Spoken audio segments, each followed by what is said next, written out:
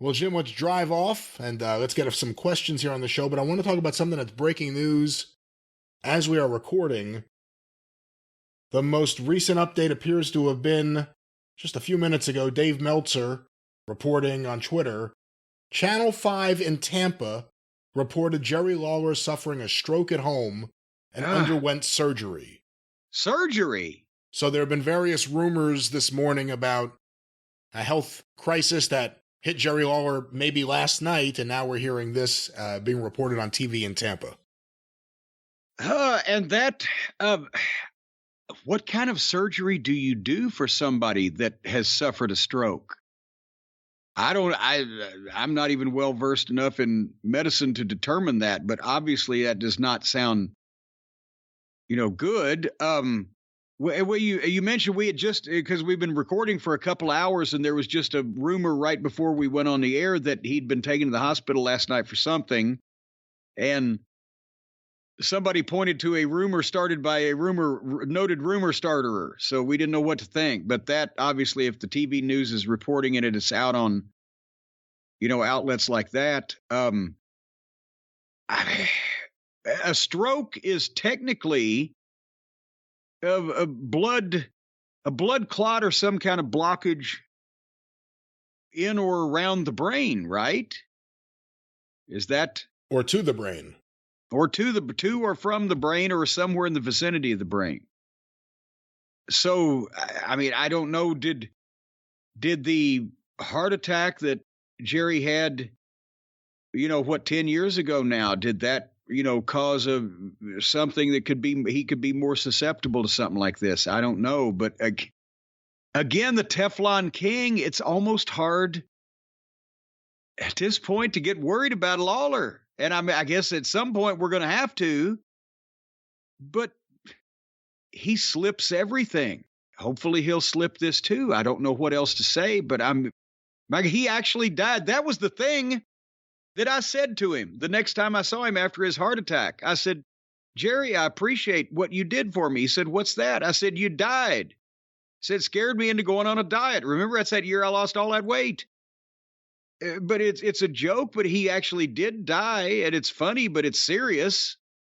But he just wrestled, last month or whatever, at an independent show, because the tweet was going around that Lawler's had a match at least once a year, every year since 1970. And he wrestled Lou Thez, who started his career in 1935.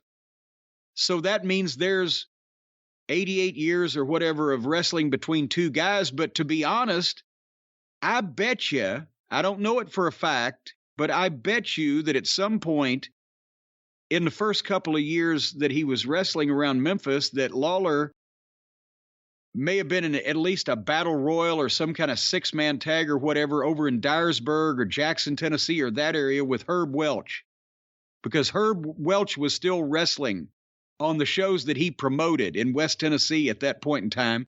And he started at least 10 years before Lou Thez in probably the early to mid 20s. So, I mean, at some point, Jerry just never wanted to quit. I mean, he doesn't do it, obviously, because he needs the money, and he's not doing it regularly, but he's never wanted to quit wrestling because that's what he's done all his life. But at some point, I'm afraid if it's not already too late, he may need to cut back or quit entirely on all of that. How weird is it for you to see a story about Lawler and this happening at home, and it's Fort Myers, Florida, not Memphis? Well, yeah, he's got a condo down there. They that area, Jerry Jarrett had a condo down there in Sanibel Island, and Lawler's had a place down there for quite some time. So it's, he still has a home in Memphis and lives there most of the time. But was he alone? I mean, well, I'm not trying to say, was nefarious things going on here? Is there, is this a plot or whatever? I'm saying, was there any family member? Does he have a current girlfriend, or was there anybody there with him? I'd hate to think that he was one of those goddamn Life Alert commercials. But geez, that again, even though Lawler's had, that medical history, it's like Flair. You never think anything bad that sticks is going to happen to, some of these guys. But it worries me at this point, if after you pass 70, should you have to call somebody if you live alone and check in every couple hours just to, all right, I'm ambulatory. I'll call you back at 5. Anyway, I'm worried, and it doesn't sound like it's a positive thing, but hopefully it's not, something as drastically serious and is going to cause problems for any length of time.